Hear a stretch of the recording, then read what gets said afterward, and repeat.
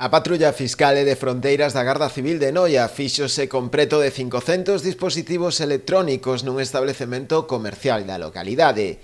Os axentes iniciaron a investigación a raíz da denuncia interposta por unha apoderada dunha empresa de protección da propiedade industrial con sede en Madrid. Segundo a denunciante, nun comercio noiés estaban á venda produtos que reproducían ou imitaban de forma non autorizada algunhas marcas ás que a súa firma representaba.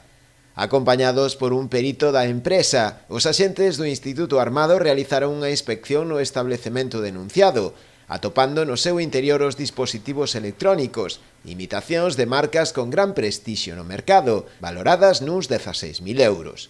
A Garda Civil abriu dilixencias contra o xerente do comercio como suposto autor dun delito contra a propiedade industrial.